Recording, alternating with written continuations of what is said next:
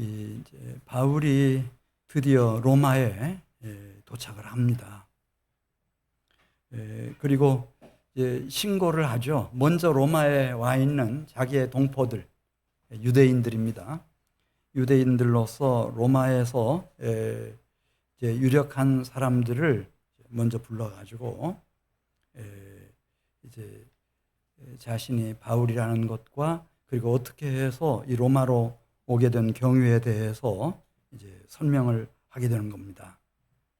그때 우리가 시간 관계상 다 보지 못했지만 역시 이 로마에 있는 유대인들은 달랐습니다.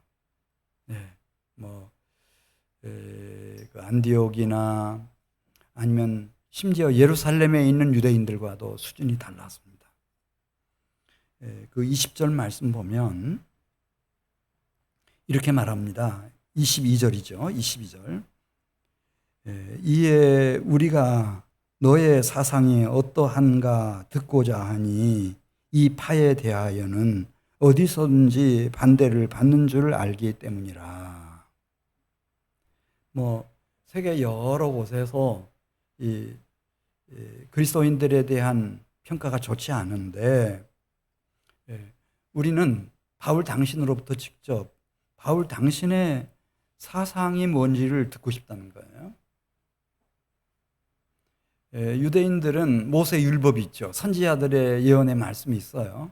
그걸 어떻게 읽었는지와 그리고 그 구약 성경이 말하고 있는 메시아와 메시아 왕국에 대한 어떤 관점을 가지고 있는지와 그리고 우리 조상 아브라함 때부터 지금껏 섬겨온 여호와 하나님에 대한 신학 사상, 너의 사상이 뭐냐? 그거 한번 얘기해 봐라. 우리가 듣겠다. 이렇게. 그러니까 이런 겁니다. 예를 들어서 어떻게 보면 여성 같고 어떻게 보면 남성 같은데 직접 들어가는 거예요. 당신 남자요, 여자요? 이렇게 묻는 거죠. 결혼한 것 같기도 하고 안 한 것 같기도 해요. 근데 했을까 안 했을까 궁금해하는 게 아니고 결혼했습니까? 결혼 아직 안 했습니까? 미혼입니까? 기혼입니까? 이걸 직접 물어보는 거예요. 이 로마 제국의 그 심장부인 로마에 살고 있는 유대인들은 수준이 달랐습니다. 물론 여러 곳에서 이 그리스도인들이 이 반대를 당하고 있지만은 우리는 바울 당신의 입을 통해서 직접 당신의 사상이 뭔지를 듣고 싶소. 그 사상을 이야기해 보시오. 이렇게.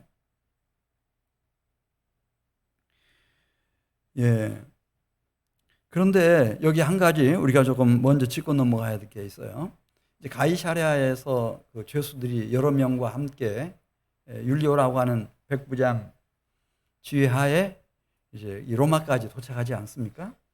그런데 그 사도행전 28장 16절에 있는 말씀 보면 우리 성경에는 간단하게 바울에게는 자기를 지키는 한 군인과 함께 따로 있게 허락했다 이렇게 되어 있지만은 제가 가지고 있는 사본 그러니까 헬라어로 되어 있는 원본 사본에는 그렇게 되어 있습니다. 그 백부장이 로마에 도착했고 이제 그 왕궁 황제의 궁이죠. 도착했을 때 그 근위대 대장에게 자기가 인도해 온 죄수들을 근위대 대장에게 다 이제 인수인계를 했다는 거예요. 이 사람들이 무슨 죄를 지어서 가이사랴 감옥에서 재판을 받았는지, 어떤 죄목으로 어떤 형량을 받았는지, 범죄 사실이 어떤 것들인지 그 모든 자료들과 함께 다 넘겨줬다는 거예요. 근데 바울에 대해서는 특별합니다. 이 율리오라고 하는 백부장이 자기가 아주 신원 보정을 강력하게 서겠다고 그렇게 약속을 했겠죠. 그렇게 하고 이 바울에게는 자유를 주십시오. 바울은 죄목도 없습니다. 이 재판을 받아보면 아시겠지만은 혐의 없음으로 곧 풀려날 겁니다. 그러니 이 바울에게는 자유를 주어 자기가 원하는 이 황제가 살고 있는 궁 근처에 황제의 재판을 받아야 되니까 새빵을 얻어서 이제 그 내심으로는 바울이 계속해서 사역할 수 있도록 그렇게 자유를 주십시오. 제가 모든 책임을 지겠습니다.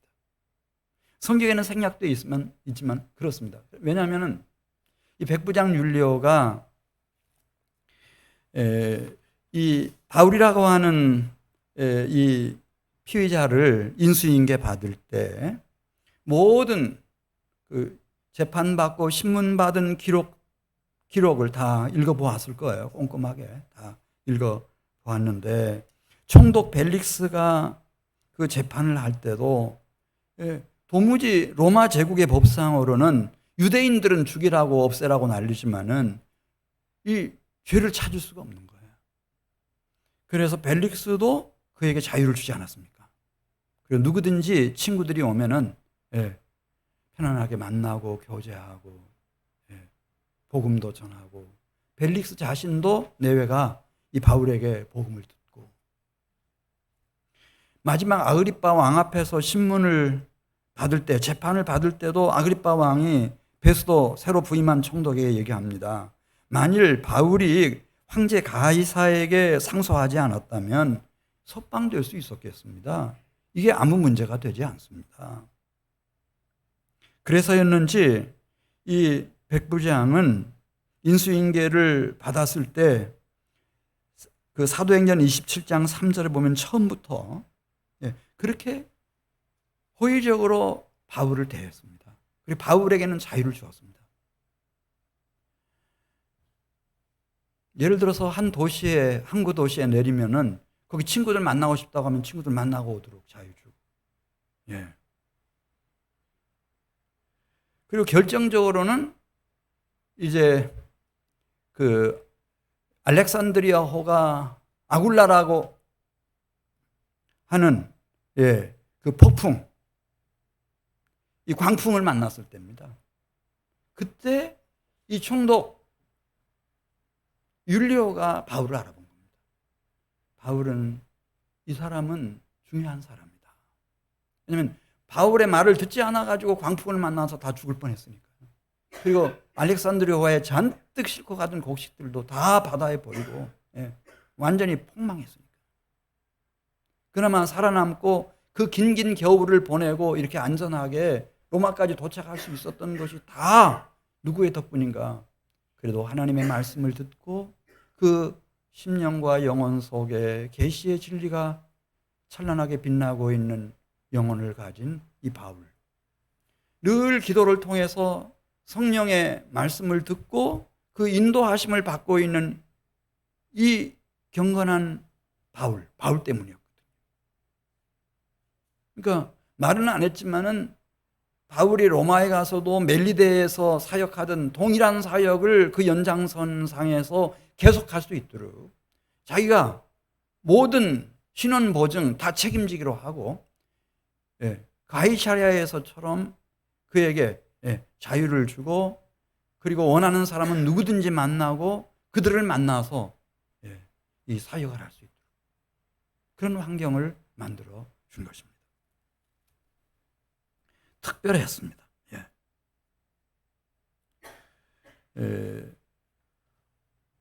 오늘 이제 그 본문 말씀 중에서 28장 16절 말씀 한번 같이 읽고 지나겠습니다. 우리가 로마에 들어가니 바울에게는 자기를 지키는 한 군인과 함께 따로 있게 허락하더라. 그러니까 이 군인은 뭐 바울이 도망치지 못하라고 지킨다기보다는 혹시 그 유대인들이 워낙 이 바울에 대한 감정이 좋지 않아 가지고 그를 없애려고 하니까 유해를 가하지 못하도록 보디가드와 같이 그렇게 아마 신변을 이렇게 보호하는 역할을 주로 했을 것 같습니다. 23절 말씀. 그런 환경 속에서 이제 먼저 이 로마 수도에 와가지고 자리를 잡은 자기들의 동포 유대인들을 다 불러 모아가지고 자신이 누군지 어떻게 해서 여기 로마로 오게 됐는지 그 얘기를 같이 나누게 되는 겁니다. 우리 23절 말씀 읽겠습니다. 그들이 날짜를 정하고 바울이 유숙하는 집에 많이 오니 바울이 아침부터 저녁까지 강론하여 무엇을 증언했다고 그랬죠? 하나님의 나라를 증언합니다. 예. 이제 이 로마에 와서 바울이 하나님의 나라를 증언하는 거예요. 물론 예수님이 이 세상에 오셔서 33년 사셨고 마지막 3년 공생의 생애를 사시는 동안에 그분이 선포하시고 가르치신 그 신학 사상이 천국, 하나님의 나라였어요. 그래서 그 제1성이 이 마태복음에 보면 회개하라, 무엇이 가까웠느니라 그랬죠? 천국이 가까웠느니라. 그리고 항상 공생의 기간 동안에 어디를 가시든지 천국을 선포하셨어요. 하나님 나라. 그리고 십자가에 돌아가셨잖아요. 3일 만에 부활하시고 40일 동안 제자들을 개인적으로 만나시기도 하고 마리아부터 시작해서 다 함께 12제자와 함께 만나시기도 하고 500명의 제자들과 함께 만나시기도 하고 그 만나셔서 무슨 일 하셨나? 사도행전 1장 3절에 나와 있어요. 한번 들어보십시오. 예수께서 고난받으신 후에 또한 그들에게 확실한 많은 증거로 친히 살아계심을 나타내사 40일 동안 그들에게 보이시며 하나님 나라의 일을 말씀하시니라. 40일 동안 부활하신 주님이 개인적으로 만나든 그룹으로 만나든 이렇게 큰 회중들과 함께 만나든 예수님은 무슨 얘기했다는 거예요? 처음부터 그 사역 모든 과정 그리고 승천하기 직전까지 하나님 나라, 하나님의 나라의 일을 말씀하셨어요. 근데 안타깝죠? 안타까워요. 못 알아들어요. 마치 예수님 살아계실 때 부활, 내가 이제 죽겠지만은 3일 만에 다시 살아난다 할 때 알아듣지 못해요. 근데 이 하나님 나라에 대해서 못 알아들어요. 사도행전 1장 6절에 있는 말씀을 보면 그것도 유대인 중에서 이제 훗날 예루살렘 교회를 이끌어야 할 12사도들이 예수님께 승천하기 바로 직전에 이런 질문을 해요. 이들은 높은 수준의 최고의 질문이라고 생각했을 거예요. 그들이 모였을 때에 예수께 여쭈어 이르되 주께서 이스라엘 나라를 회복하심이 이때입니까? 무슨 질문하고 있어요? 이스라엘 나라. 지금 로마한테 망했잖아요.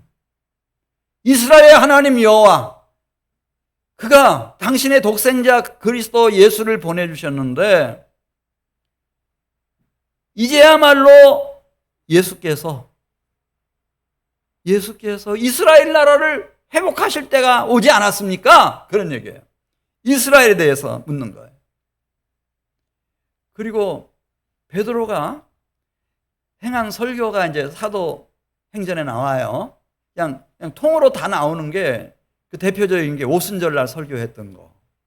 그 다음에 솔로몬 행각에서 한 번도 일어나 보지도 못하고 걷지도 못했던 그 결정적인 장애인이 막 일어나서 걷고 뛰고 그 영혼까지 구원받아 성전에 들어가서 하나님을 찬양했을 때 그때 행한 그 솔로몬 행각에서의 설교 그 두 편이 그냥 다 나오거든요. 고스란히 나와요. 얼마나 고마운지 모르겠어요. 그래서 제가 몇 번 읽어봤어요. 근데 거기에 신기하게도요. 그 얘기는 하죠. 이 장애인이 어떻게 일어나게 됐고 걷게 됐고 뛰게 되고 구원받았는지 아는가? 당신들이 십자가에 못 박아 죽인 예수님이 3일 만에 다시 살아나셨고 그 예수의 이름으로 예수의 권능으로 이렇게 구원받은 거다. 그 예수를 십자가에 못 박아 죽인 또 죽이라고 한 백성들과 관리들은 지금이라도 몰라서 그랬으니 회개하고 돌이키라. 죄사함을 주실 거다.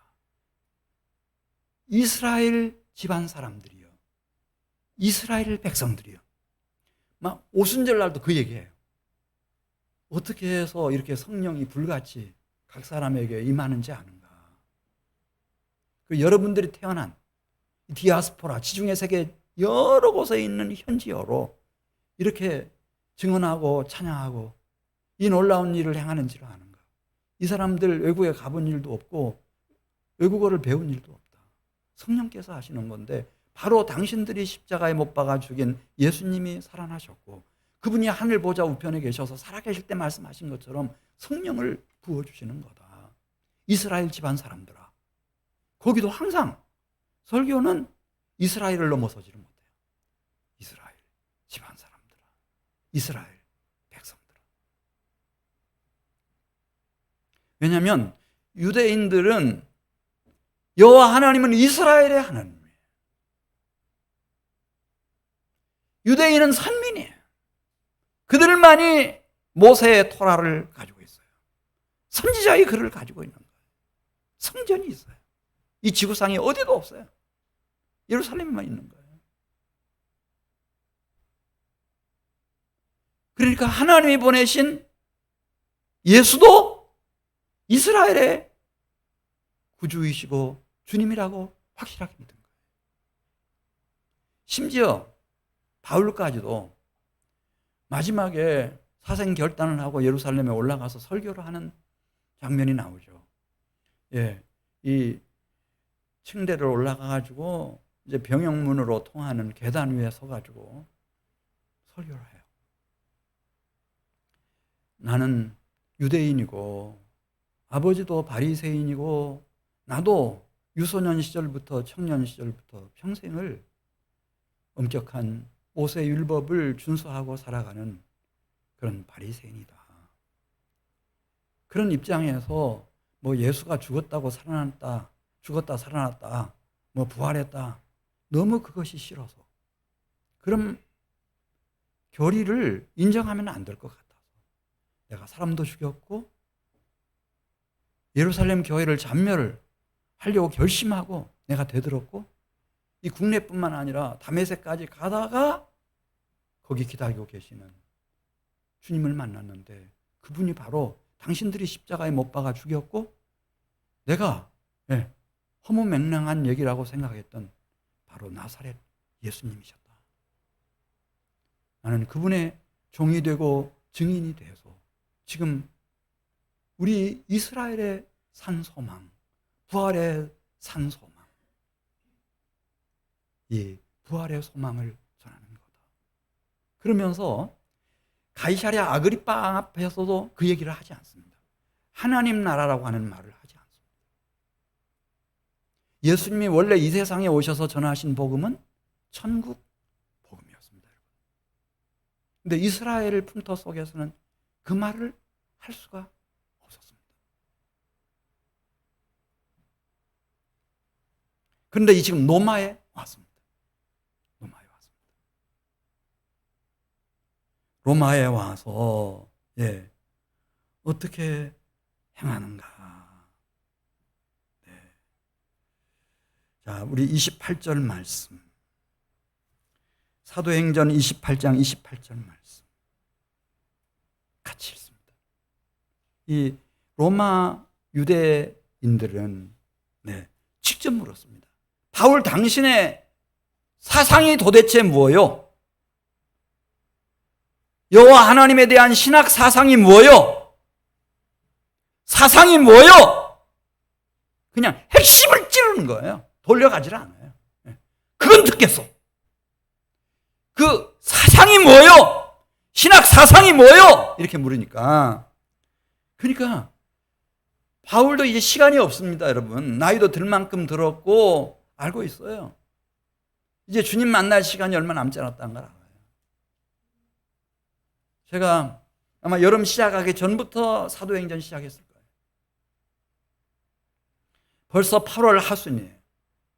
오늘 사도행전 몇 장까지 있죠? 28장까지 있는데 28장 마지막 단락을 지금 보는 거예요. 바울도 느꼈을 거예요. 자신에게 시간이 없어요. 이제는 뭐 돌려서 얘기할 필요도 없어요. 사상이 뭐냐고 딱 묻고 있으니까. 그 물음까지도 하나님이 준비해 놓으셨겠습니까? 아마 정말 하나님이 묻고 싶었던 질문일지도 몰라요. 그래, 너의 신학 사상이 뭐냐 이거예요. 그래, 바울이 이렇게 말합니다.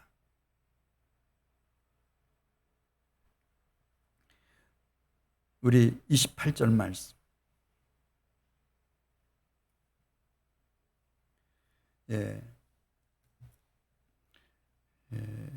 20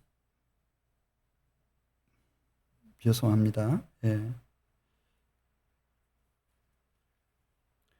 시간 관계상 31절로 바로 가겠습니다.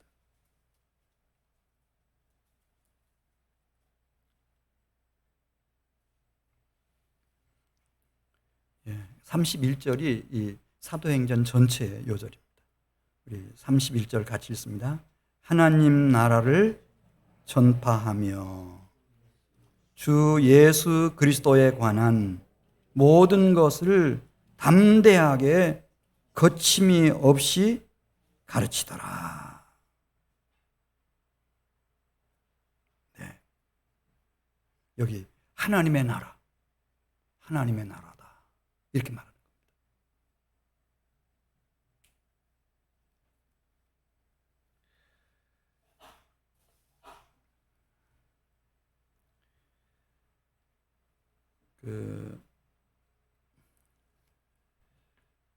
이제 바울도 그걸 느꼈던 것 같습니다. 그래서 갈라디아서 2장 8절에 있는 말씀을 보면은 그런 얘기를 한 일이 있어요. 베드로는 이 유대인들을 위한 사도로 하나님이 쓰시고 나는 이방인의 사도로 삼으셨다. 나를 이방인의 사도로 삼으셨다. 이 바울은 성령의 그 감동하심을 따라서 이 하나님 나라의 복음을 전하려면은 예루살렘 유대인을 상대로는 어렵다고 생각했던 것 같습니다. 나는 이방인의 사도로 하나님이 불렀다. 또 사도행전 18장 6절에 있는 말씀을 보면 고린도 회당에서 안식일 날 하나님 나라의 복음을 전한 일이 있어요. 그랬더니 막 유대인들이 막 벌떼같이 들고 일어나 가지고 바울을 대적하고 비방합니다. 그때 이렇게 말합니다. 이후로는 이방인들에게로 가리라. 자기도 모르게 자기 입에서 그 말이 나왔습니다.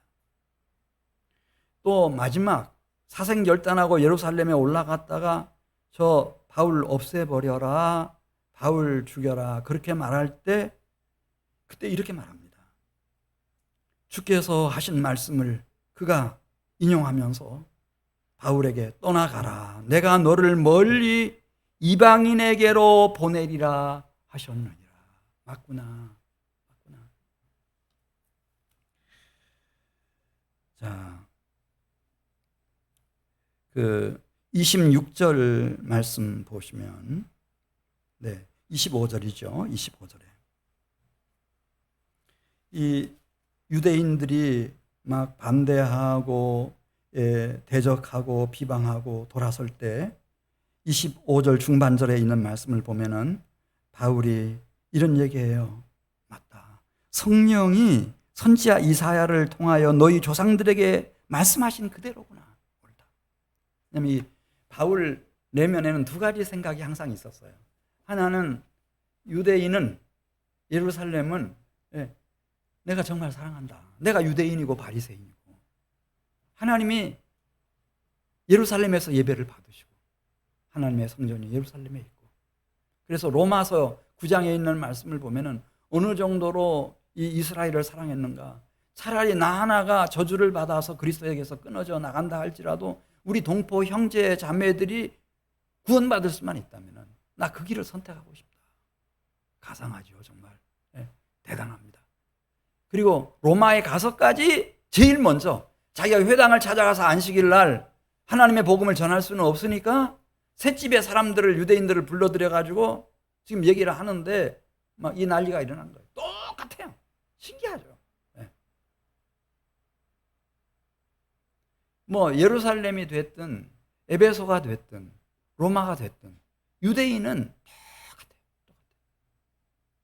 하나님은 이스라엘의 하나님. 심지어 예수 믿는 예루살렘 교회 성도들조차도 그의 아들 독생자 예수 그리스도는 우리 이스라엘 백성들의 구주와 주님으로 오셨다. 그가 유대인이지 않은가? 그도 어려서 할례 받지 않았는가? 다 그런 식이에요.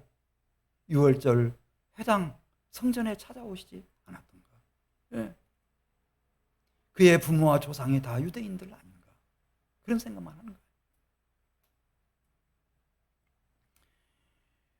그래, 이제 이 바울이 28절 가서 보겠습니다. 28절.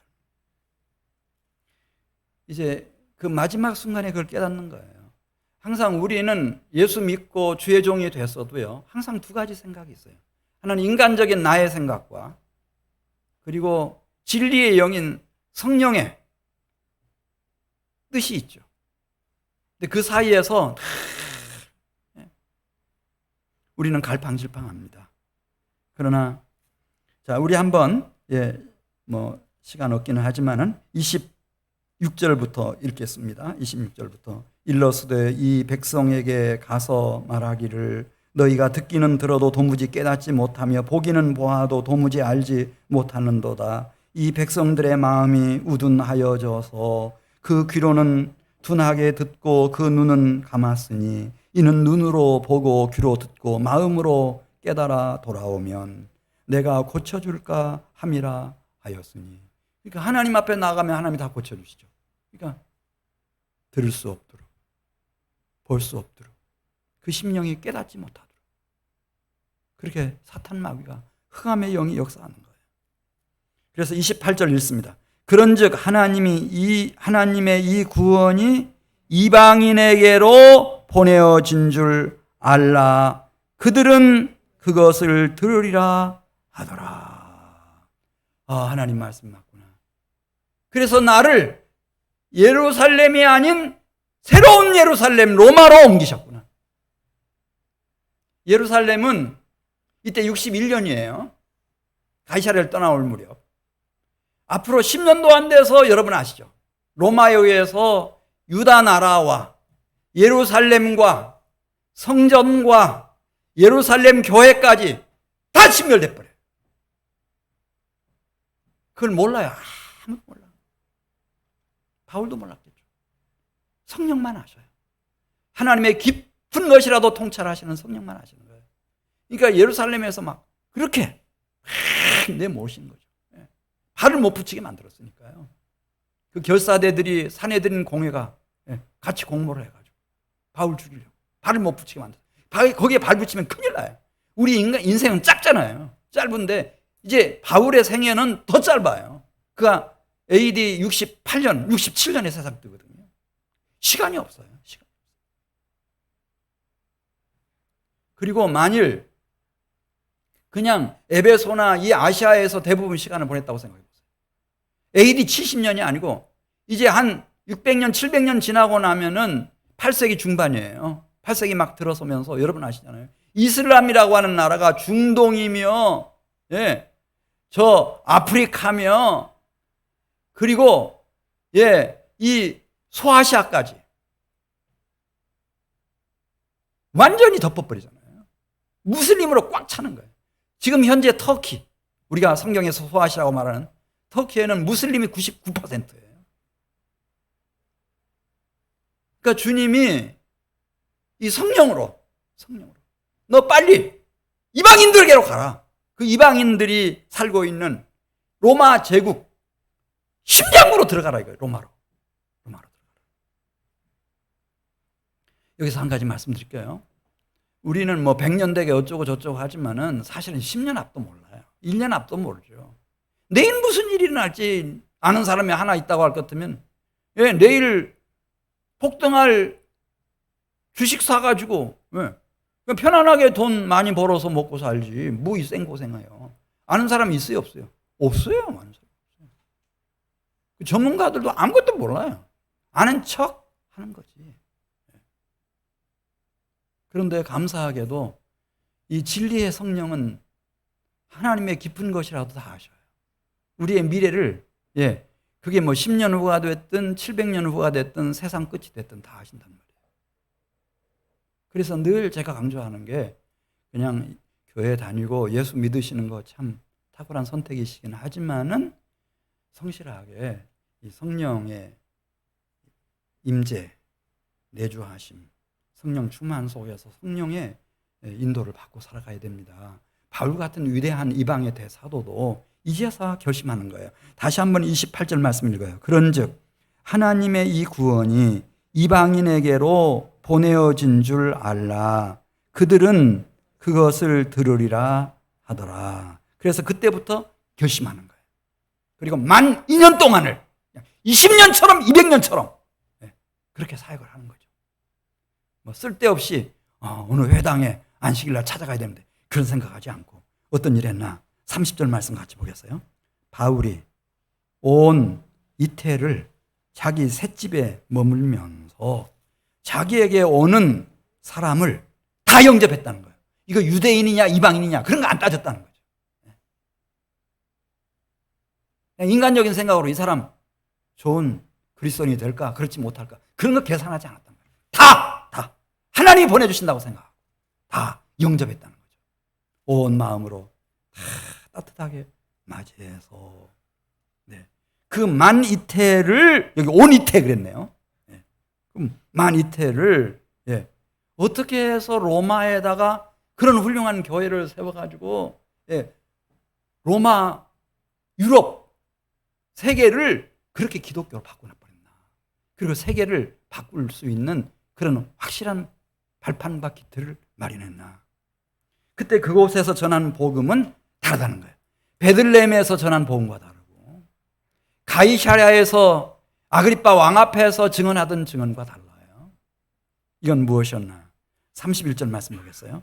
31절 같이 있습니다. 하나님 나라를 전파하여 주 예수 그리스도에 관한 모든 것을 담대하게 거침이 없이 가르치더라. 할렐루야. 거침이 없어요. 비록 쇠 사슬에 묶여 있죠. 그러나 거침이 없어요. 담대해요. 그리고 하나님 나라를 전하는 거예요.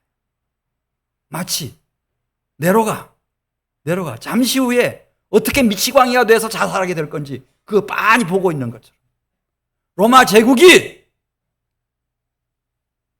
어떻게 이 복음 앞에 200년, 300년 후에 무릎 꿇게 될 것인지 다 보고 있는 거죠.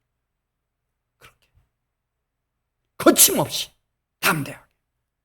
얼마나 멋져요. 왜냐하면 이 바울에게는 하나님 나라라고 하는 게 우리가 생각하는 것처럼 하나님 나라 어떻게 가나? 죽고 나서 가는 하나님 나라일까? 저 어디 우주 끝에 셋째 하늘 어디라고 그랬는데 아주 먼 곳일까? 우리 그렇게 생각하는데 바울에게는 그렇지가 않았어요. 그분이 기다리고 계셨어. 다메섹 도상에서. 그 주님을 만났잖아요. 죄 사함 받았어요. 성령 충만을 받았어요. 그러고 났더니요. 주님의 은혜라고 하는 것이 주님의 통치라고 하는 것이 그 하나님의 왕국이 너무 가까이 있는 거예요. 예수님이 맞았어요. 회개하면 천국이 그냥 내 앞에 와 있는 거예요. 아니 바울 심령 속에 들어와 버렸어요. 그리고 바울의 생애 속에서 이 하나님의 은혜와 하나님의 통치와 하나님의 왕국이 실제했어요. 사람들이 바울 쳐서 죽였어요. 죽었다고 생각하고 버리고 갔어요. 근데 하나님이 그를 일으키셔. 루스드라에서 로마까지 가도록 복음 다 전하게 만드셔. 유두고라고 하는 청년이 죽었어요. 숨도 안 쉬고 심장도 멎었어요. 근데 그걸 끌어안고 그 시체를 끌어안고 바울이 기도했잖아요. 하나님이 생명을 돌려주셨어요. 유라굴로라고 하는 광풍을 만났어요. 다 죽게 됐어요. 사람들이 모든 구원의 여망을 다 잃어버리고 먹지도 못하고 마시지도 못하고 14일 동안. 근데 주님이 찾아오셔서 말씀하시는 거예요. 바울아, 두려워하지 말라. 내가 로마의 황제 가이사 앞에 설 것이며 이 배에 함께 승선하고 있는 너를 포함한 276명의 생명 너에게 맡길 것이고 그들의 머리카락 하나 상하지 않을 거다. 하나님이 그들을 유라굴로 광풍 속에서 다 살려내셨어요. 멜리데 섬에서 그 긴 겨울을 아무런 부족함 없이 너무 행복하게 꿈처럼 지내다가 지금 로마에 도착한 거예요. 로마에 와서도 이게 웬 말이에요? 자유를 부여하는 거예요. 백부장이 틀림없어요. 바울의 동역자가 된 거예요. 백부장 율리오의 목사님이 된 거예요. 목자가 된 거예요.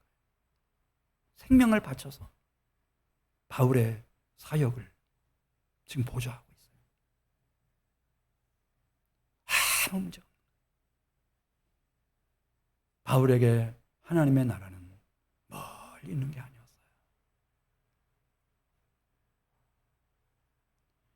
하나님의 은혜와 하나님의 통치와 하나님의 왕국은 지금 성령으로 내 심령 안에 와 계시고 내 생애와 함께 하시고 이 내 사역의 현장에서 하나님의 위대한 역사가 지금 펼쳐지고 있어요.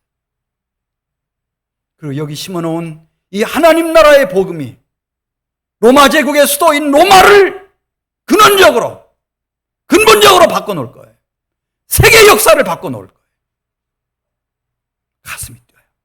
가슴이 벅차요. 그러니까 다른 사람들이 보기에는 유대인이에요. 물론 로마 시민이기도 하지만. 그러나 피자 신분으로 지금 왔다고 생각할 수도 있겠어요. 그러나 바울은 그런 생각하지 않아요. 그는 하나님과 하나님 나라의 대사로서, 특명 정권 대사로서 지금 여기 보냄을 받은 거예요. 그리고 영광의 주님이 함께 일하고 계시는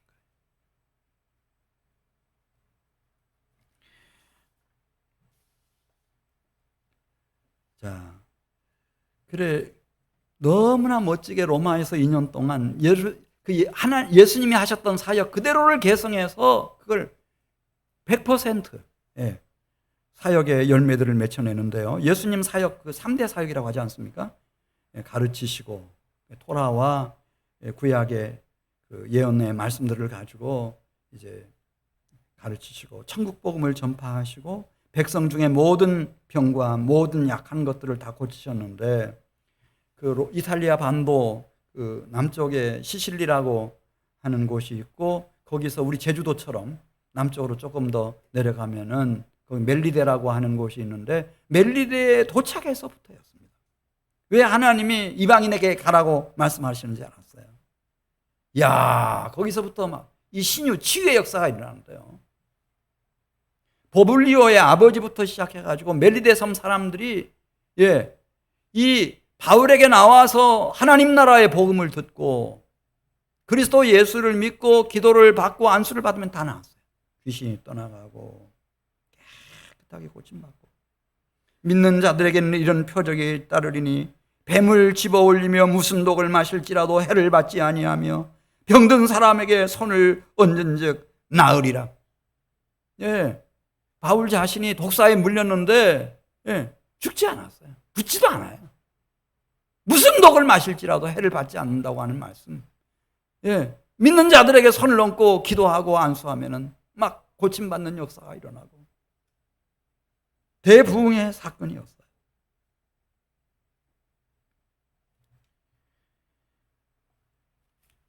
그리고 하나님 나라를 선포하는 겁니다. 자, 이제 우리 31절로 가서 보겠어요. 하나님의 나라를 전파하며 그리고 또 뭐 했죠? 주 예수 그리스도의 관한 모든 것을 담대하게 거침없이 가르쳤다. 여기 예수님을 가르쳤어요. 예수님은 어떻게 가르쳤나? 두 가지로 생각하셔야 돼요. 첫째, 예수님은 주님이시다. 그래서 주 예수님이시다. 이렇게 가르쳤다는 거예요. 저는 지난 몇 개월 동안 성령께서 계속해서 이 주님에 대해서 묵상하도록 만드셨어요. 뭐 자나 깨나 밤낮 주야로 이 막 그 첫사랑에 빠진 사람들이 연인 생각하는 것 이상으로 저는 주님만 생각했어요. 이 주님이라고 하는 말이 이제 히브리어로 아도나이, 그 헬라어, 그리거로 퀴리오스인데, 예수님을 주님이라고 할 때 이게 무슨 뜻일까? 예를 들어서 공관 복음서에 보면은 이 랍비라는 말과 선생님, 그다음에 퀴리오스라는 말이 개념 구분 없이 막 쓰일 때가 있거든요. 그래 자기가 정말 존경하는 선생님을 퀴리오스라고 제자가 부를 수도 있고, 또 노예가 자기 집 주인을 퀴리오스 주님이라고 부를 수도 있고, 또 국민이나 신하가 왕이나 황제를 부를 때도 퀴리오스라고 불렀어요. 네. 그런데 이 퀴리오스가 뭘까? 그러다가 찾았어요. 바로 예수님을 주님이라고 이렇게 가르쳤다 그러잖아요. 아침부터 저녁까지 계속 가르쳤던 이 바울이 정확하게 무슨 의미라고 썼구나, 이걸 알려주는 본문을 제가 찾았죠. 빌립보서 2장 6절, 빌립보서 2장 6절 이하예요. 자, 한번 띄워주시면은 제가 천천히 읽어드릴 때, 오늘 이렇게 오셨는데 이제 가을 시작하기 되기 전에 예수님이 주님이시다, 주 예수님, 이 주님이 무슨 뜻인지를 물론 우리의 이성으로는 알 수 없어요. 돌아가실 때까지 몰라요. 그러나 진리의 성령이 우리 가운데 운행하시니까 지금 주 예수님, 예수님이 주님이시다, 그 큐리오스라고 하는 말의 의미를 깨닫는 복된 심령들이 있기를 축복합니다. 자, 빌립보서 2장 6절 말씀. 왜 예수님이 주님이신지를 설명하고 어떤 주님이신지를 설명하는데, 예수는 근본, 이렇게 돼요. 3인칭 대명사 그는, 예수님을 말해요. 그는 근본, 하나님의 본체시나 하나님과 동등됨을 취할 것으로 여기지 아니하시고 오히려 자기를 비워 종의 형체를 가지사 사람들과 같이 되셨고 사람의 모양으로 나타나사 자기를 낮추시고 죽기까지 복종하셨으니 곧 십자가에 죽으심이라. 그러니까 이분은 땅으로부터 또 엄마 아빠 사이에서 사람들을 통해서 온 분이 아니라는 거예요. 이분은 위로부터, 하나님으로부터, 하나님 마음속에서부터 오신 분이셔요. 그리고 온전한 사람이 되셨네요. 그리고 이 땅에 살아가는 사람들이 자신들은 잘 모르지만 하나님은 너무 잘 아세요. 거룩하신 하나님은. 실수가 있고 실패도 있고 허물도 너무 많고 죄도 많이 지었고 살인죄도 짓고 죄가 어마어마해요. 그 죄와 죄의 저주와 그로 말미암은 사탄 마귀들의 압제와 사망의 영원한 멸망의 심판에서 건져내려면 그 죄값을 치러줘야 돼요. 죄에서부터 깨끗하게 정결하게 의롭게 해야 돼요. 그렇게 하려면은 부모도 그 일을 해낼 수가 없고 자식이 부모를 위해서도 그렇게 할 수가 없고 남편이 아내가 남편을 위해서도 그렇게 할 수가 없어요. 우리는 다 연약하고 죄인이기 때문에 죄인이 죄인을 의롭게 할 수가 없다는 거예요. 그래서 위로부터 오신 분, 하늘로부터 오신 그분이 우리의 허물과 죄값을 대신 다 짊어지고 십자가 위에 못 박혀가지고 자신의 피와 물 한 방울까지, 목숨까지, 영혼까지 속건제물로 바쳐야만 이 허물과 죄 문제를 해결할 수 있다. 그래서 하나님이 한 분을 지정하시고 보내주셨다는 거죠. 하늘로부터, 하나님 아버지께로부터, 그 품속으로부터 한 분을 보내주셨다. 그분이 예수님이다. 예수님. 근데 성부 하나님이 보시기에 너무 훌륭하게 그 일을 다 완수해내셨어요. 아버지의 기쁨이 너무 커가지고 빌립보서 2장 9절입니다. 2장 9절 한번 보겠어요. 2장 9절 잘 보셔야 돼요. 2장 9절이 이제 중요한 대목이에요. 이러므로 하나님이 예수를 지극히 높여 모든 이름 위에 뛰어난 이름을 주사 하늘에 있는 자들과 땅에 있는 자들과 땅 아래에 있는 자들로 모든 무릎을 예수의 이름에 꿇게 하셨다. 여러분, 이순신 장군, 우리 한때 성이라고 불렀잖아요. 세종은 그냥 대왕이라고 불러요. 왕이 아니 대왕이라는 거예요. 그렇지만 그분 앞에 날마다 이렇게 기도하고 예배드리고 경배하는 사람이 몇 명 되는지 잘 모르겠어요. 그렇게 훌륭한 사람이라도. 그런데 이 예수님은 하늘에 있는 자들과 땅에 있는 자들과 이미 이 세상을 떠나 지하에 있는 땅 아래에 있는 자들이라도 다 무릎을 꿇어 그 이름 앞에 경배하게 만들었는데 그 숫자를 셀 수가 없죠. 지금 이 순간에 몇 명이 이 예수님을 찬양하고 경배하는지 셀 수 없죠. 그 존귀한 분을 부를 때 어떻게 부를까 성부 하나님이 고민하시다가 11절 보겠어요. 모든 입으로 예수 그리스도를 누구라고 시인하여 하나님 아버지께 영광을 돌리게 하셨느니라 그랬죠. 주. 그러니까 다른 주가 없어요. 하나님께서 이 한 사람이 주다. 타의 추정을 불허하는 거예요. 영원한 주.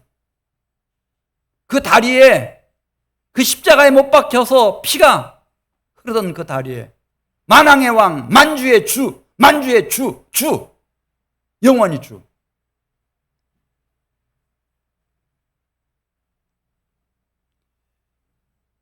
주 예수님. 예수님이 누구신지를 깨닫는 축복이 있으시기를 축원합니다. 주 예수님. 주 예수.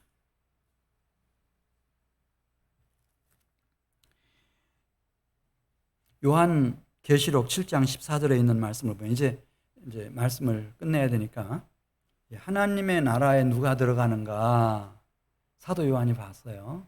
사도 요한이 봐서 이 주 예수님의 피에다가 자신의 마음, 심령, 영혼, 생각, 의식, 무의식, 행실까지라도 다 그 대속의 피로 씻김받은 사람들이 하나님 나라로 들어간다는 거예요. 요한계시록 7장 14절 말씀. 이는 큰 환난에서 나오는 자들인데 어린 양의 피에 그 옷을 씻어 희게 하였더라. 그래서 예수님은 우리가 제대로 부르려면은 나사렛 예수 그것도 좋지만은 따라서 하세요. 주 예수. 주 예수. 요한계시록 7장 17절 말씀 보겠어요. 여기 보면은 예수님의 풀네임이 지금 사도행전이 끝나는 마지막 28장 마지막 절 31절에 나오는데 예수님의 풀네임이에요. 완전한 이름이에요. 따라서 하세요. 주 예수 그리스도. 이게 예수님을 제대로 예우해서 부르는 완전한 이름이에요. 저에게 뭐 인이야 이렇게 부르는 사람도 혹시 있을지 모르겠지만 또 용이나 이렇게 부르는 사람도 있었겠고 뭐 할 수 있을지 모르지만 전용인 이렇게 부르는 것처럼 풀네임 주 예수 그리스도, 이 예수를 그리스도라고 부르는 거예요. 그리스도라는 말은 원래 히브리어 메시아라는 말에서부터 왔어요. 메시아라고 하는 말은 구약 성경에서 기름 부음을 받은 자라고 하는 뜻이고, 이 그리스도라고 하는 말은 구약의 마지막 선지자인, 그리고 우리 주님이 오시는 길을 평탄케 했던 침례 요한이 이제 등장하면서 그리스도라고 하는 말이 정확하게 쓰여지게 됐어요. 그게 무슨 뜻인가 하면은, 그러니까 메시아라는 말은 그림자예요. 하나님이 당신의 아들을 보내신다, 그런 예언이 있으니까. 근데 그분은 기름 부음을 받은 자다. 그게 무슨 뜻이었는지 애매했어요. 근데 침례 요한이 요단강에서 침례를 베풀다 그 얘기를 하는 거예요. 내가 침례를 베풀다가 이 나사렛 예수에게 성령이 비둘기같이 임하는 것을 봤다. 그래서 이분을 그리스도라고 증언하는 거다. 이분이야말로 여러분들에게 성령으로, 나는 물로 침례를 베풀지만은 이분은 성령으로 침례를 여러분들에게 베풀어 주실 그리스도시다. 그 그리스도라고 하는 의미는 성령으로 침례를 베푸는 자라는 뜻이에요. 이게 이 신약 성경적인 그리스도의 의미예요.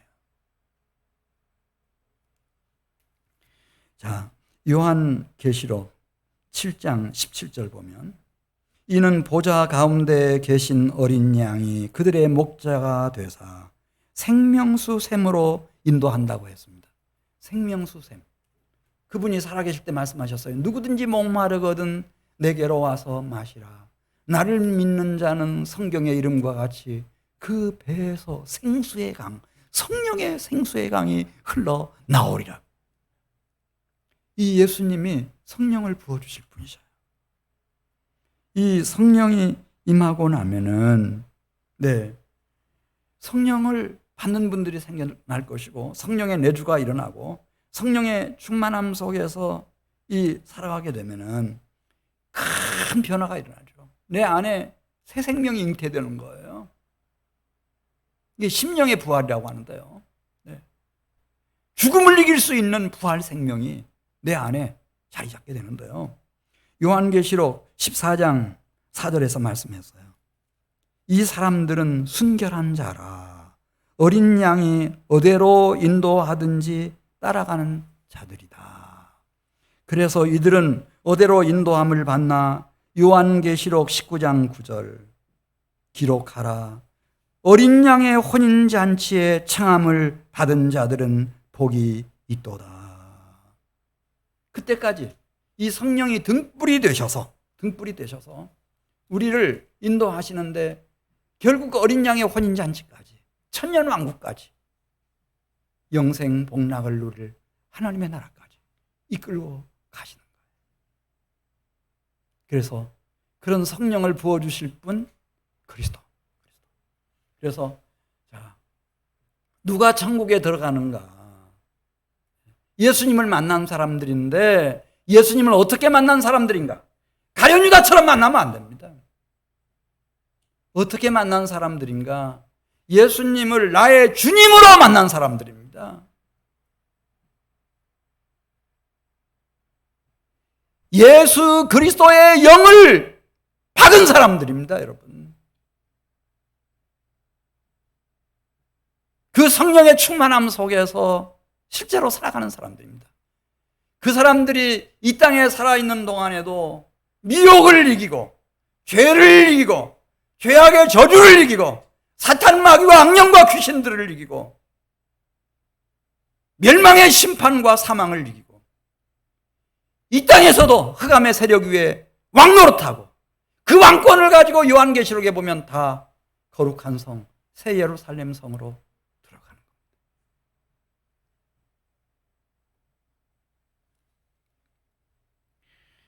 우리 사랑하는 성도 여러분들이, 바울이 너의 사상이 뭐냐 묻는 유대교 지도자들 앞에서 그건 하나님 나라다. 하나님 나라 어떻게 들어가냐?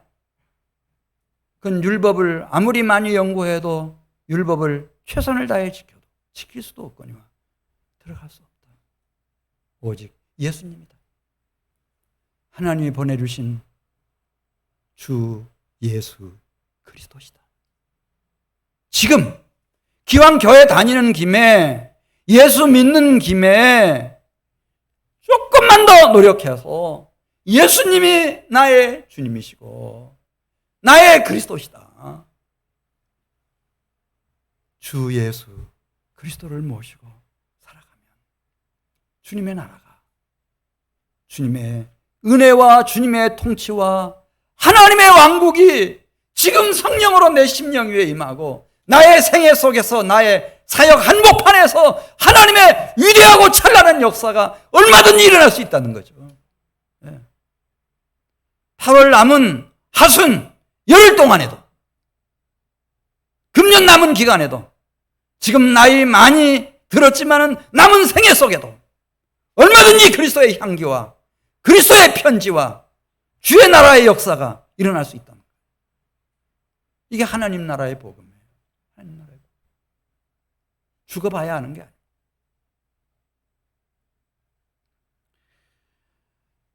우리 같이 기도.